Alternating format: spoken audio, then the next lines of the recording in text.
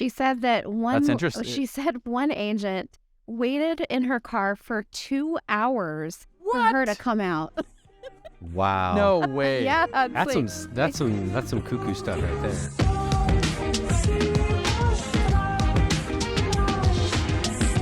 Welcome to the iBuyer experiment. We're talking about expired listings today. What's going on, guys? Hey, glad to be here. What is up? What's going on? Man, expired listings. That's something we haven't been able to talk about in like a minute. There are probably a lot of agents out there that they don't even know what that is. They're like well, I just started listings? 2 years ago. What's an expired listing? Wait. Houses, they don't sell, they expire? Wait, what? Okay, well, let's talk about it. Let's just give the basic definition. What is an expired listing? A house that did not sell during its contractual listed time with the listing agent. Okay. It's a good definition. So it was, very good definition. Contractual. Contractual. I know, I was like, That's what dang. makes it expired. It Yes. did not sell within the contractual time frame. It did not. And there are more expired listings now than there were, last year and the year before. And HomeLight actually came out with a study. It was the 2022 Buyer and Seller Insights Report. So they indicated that 67% of sellers who attempted to sell their home in 2022 but failed plan on relisting in 2023. Yes. So they're coming back. Okay. The boomerang sellers is what I'm calling them. Boomerang sellers, I love it. They're coming back. They all want cash offers. It's just such an opportunity for agents, right? Because so I wonder what that, I used to know like the historical data on that where it was like a certain amount of houses sell better the second time though when they wouldn't sell.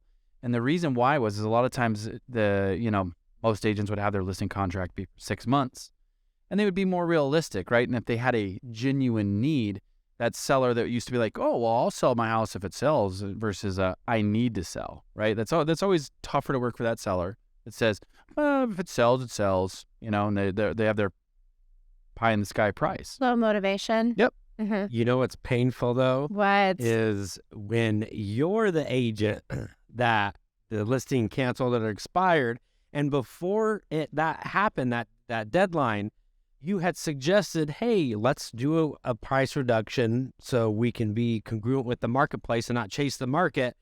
They hem and haw, get mad, you lose the listing. Then they relist with another agent for the same damn price that you suggested to do a price reduction I to. know. And then it sells. Yeah, and then it sells. As it You're goes like, under contract.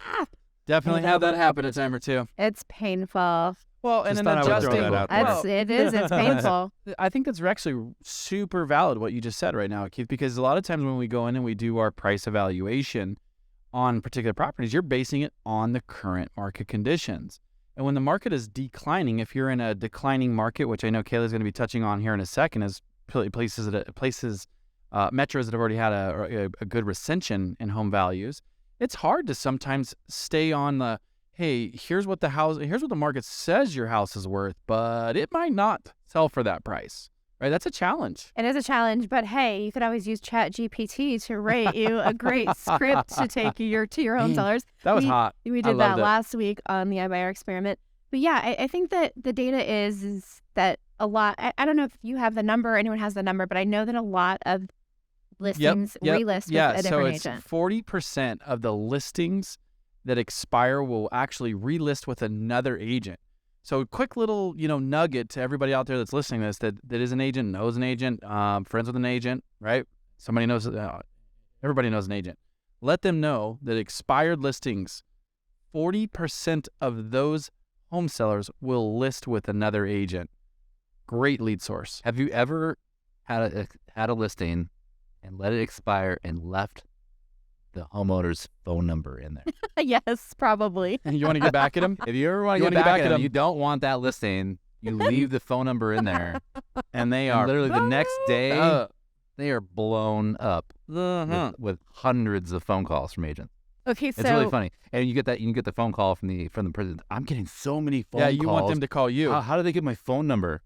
I don't know. Oh, there's third-party websites Sorry. that Yeah. they can get that information There's from. this thing called skip tracing. You ever heard of it? Must be on skip trace, man. Well, so we know that a lot of agents do prospect expired listings. And so if your listing expires, you're likely going to get a lot of calls from real estate agents.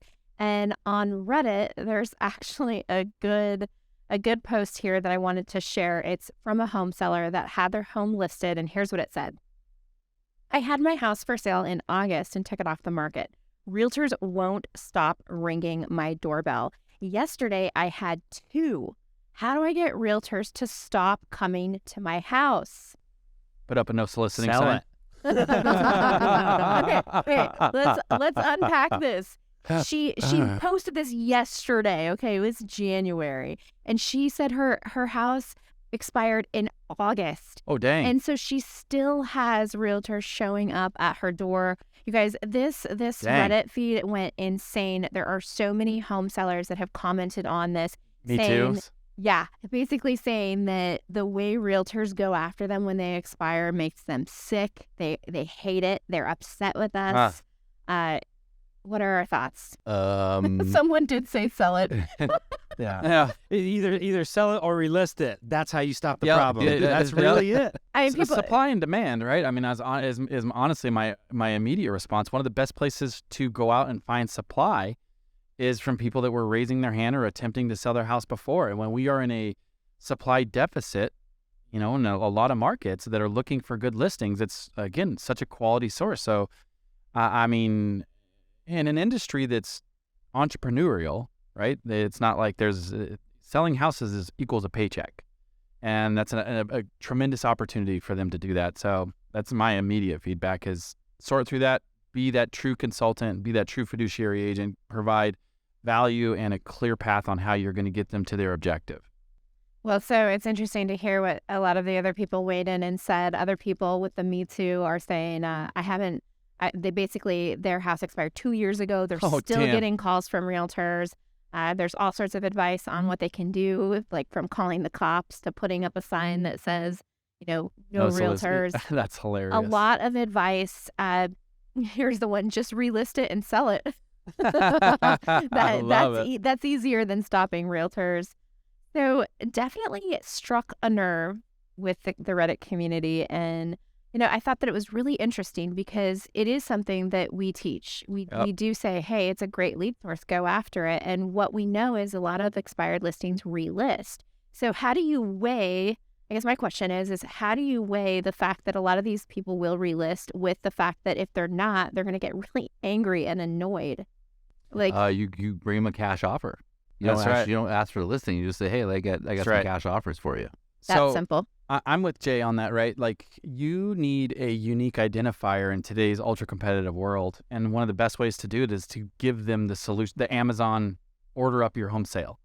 And when you can do that through the power of a cash offer, it allows them the certainty and convenience, and they're in control to control their future, right? Like, that's part of the uncertainty is one of the biggest fears of, humankind. And so when you can give them the clear path on how to get their timelines and identify everything for them, that's massive service to me. Like I said, I look at it only as opportunity. So there's obviously people making phone calls, but like people showing up at the door. She said that That's interesting. She said one agent waited in her car for 2 hours for her to come out. Wow. No way. Yeah, That's some cuckoo stuff right there. That is cuckoo. I almost wonder, 2 hours, Maybe she was just checking her email. Well, and stuff either that like or she wanted to buy the we house. work in the house, working in our cars anyways, right? We do. Yeah, we Jay's do. looking at it objectively. Yes. Waiting for the person to no come out. stalker, no the stalker, generous nothing. assumption rule. Generous assumption would she's just in her car. That's it. She's just taking a phone call, negotiating a deal. Yeah. Well, I guess it comes with the territory, and you're gonna go out there and you're gonna be bold. You're gonna piss some people off. Yeah, I was gonna say exactly. You're not gonna make everybody happy in this, right? So, since we're on the topic, right? For me, I was a huge fan of working old canceleds, old expireds, right? That to me, that was one of the best ways to do it, right? A lot of times they'll wait for the 90-day counter. What I'm talking about there is your house has to be off the market in most MLSs for your day counter to reset to 0.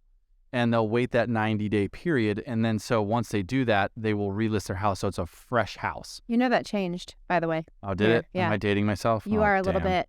Yeah, it's 60 now. Oh, 60. In Okay. ARMLS. Okay. But yeah, exactly. Yeah, they'll wait and then they'll relist on that 61st day, etc. So it comes up fresh, 0 days on Yep. market. It's like a new listing. Yeah, and that's because it syndicates all the different Zillows, Redfins, et cetera, a lot of the agent IDXs as a fresh listing, right? So my quick advice when we're on this whole thing, right, is be able to lead with the cash offer, give them that solution. In the event that cash offer doesn't work for them, you absolutely can pivot to, hey, this is what it would look like to sell your house, and here's how we're going to reach those objectives. So let's go ahead and look at why your house didn't sell before. Well, your agent used an iPhone. Your this hallway that has 85 pictures of you and your family, probably not the best thing to do to sell your house. Go in there and be consultative. Yep. I love it. Definitely good stuff. And expired listings have been great for me for my real estate career. I can source a few $100,000 back to expired listing systems. And I think I told the story, one of our agents at JK, Steve, we actually had a federal postal investigator show up because of an expired prospecting system he was using that we used. But anyway, I won't get into that right now. Hey, if you're enjoying this content, please remember to like, comment, subscribe, and ring the notification bell. We release a new podcast every Tuesday. Yeah, the market is changing a little bit. I'm sure you guys all saw that existing home sales in December were down 34% year over year. But something that I don't think that anyone's really talking about, and I made a reel about it because I think it's important, is that if we compare 2022 to 2021, of course we're going to be down 34% or something. 2021 was a record year for transactional units. There hadn't been that many transactional units since 2006. And so I think that it makes sense. Transactions are down a little bit, but it kind of spreads that doom and gloom that's out there in the marketplace. And then Zillow came out with their top 7 markets that are having the highest price decline. Oh wow, Let's take it. Let's hold on. Don't look at it. Let's take a quick guess at a few of them. What they are before we do that. Where are the home values falling the most? Are we gonna go cities or states? I think it's probably by city. It's by city. Yeah, Okay. 7 cities. So San Jose, I'm gonna say, is in there. Okay. What else? I'll throw a random one out there just from personal experience. I don't know if it made the list. Medford, Oregon. What? You have to give a bad little backstory on that one. That's funny. No. Maybe not too much. Yeah. No, not too much backstory. Where else? Phoenix, of course. I can see it, so I don't. You don't wanna guess? I don't want to guess. I'll guess it right. She's like, I'll nail it. I'll dominate you guys. Where else? Let's see. Denver, I think is going to be possibly. That's actually a tough one. I'm going to say Denver. I don't know. I'm just going to eat up too many years. Yeah, you guys actually haven't. You've named one that's in the top 7. And I was going to say one in Texas, so I'm like, no, not Texas. Really? Yeah. Really, one in Oh, did Texas. you That see it? actually Did you surprises look at me. it now? That Yeah. surprises Do all me. of them. I wouldn't. Yeah. I wasn't going to guess in Texas. Do all of them. Okay, so here's the top 7 cities where home values are falling the most. This is according to Zillow. Number 7 is Phoenix, Arizona, with a depreciation of 1.2%. Salt Lake City, Utah is number 6. Austin, Texas is number 5. Number 4, San Diego, California. Number 3, San Antonio, Texas. Number 2, Dallas, Texas. And number 1, Seattle, Washington. Number 1 is Seattle. Yeah, Well, with 4.81% depreciation. Being that That's it costs $2 million for a 500 square foot condo in Seattle, I could see that.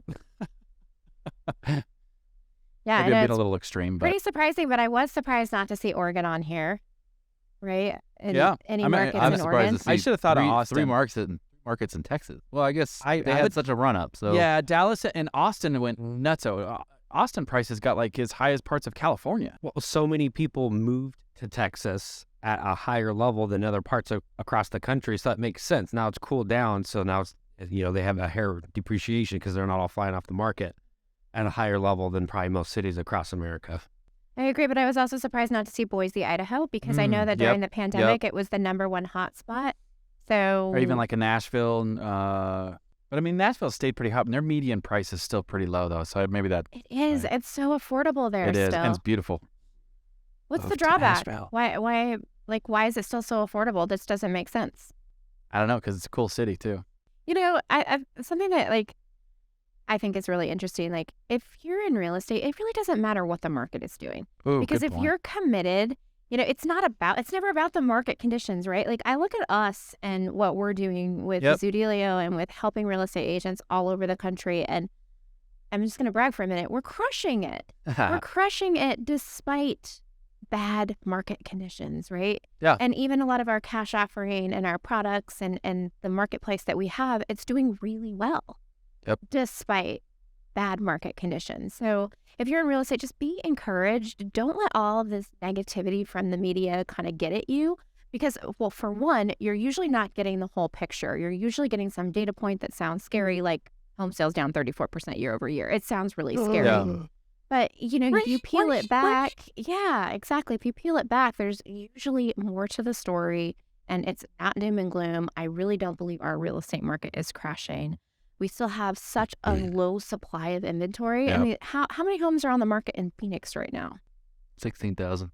Which is what's normal? That's like what? Normal is maybe, 30? Yeah, I was going to say, Wow. that's still way low. 25, 30? Yeah. Back Way back in 2008, 2009, we had like almost 70,000. It was insane. I know our sales Yeah. are down a little bit right now, but I mean, from like typical stuff of selling 7,000, 8,000, 9,000 homes, I mean, that's only 2 months supply. Right. Yeah. That's nothing. So, hearing you say that, Kayla, to me, it makes me think of core business principles, right? Core business principles are always how you will scale, right? And the thing I love about it is it works in a great market and it works in a soft market, right? It's those types of things, and like having like what you focus on will expand. Having these core principles of being able to market, being able to prospect, being able to articulate your value proposition to your audience, right? It's one of my favorite things about Mosey Nation, right? Alex Hermosi, somebody I definitely tune into a ton. Is he's talking about like your business will grow to the level of your audience, right? Like it's one of the waves of the future is you want to grow your business, grow your audience.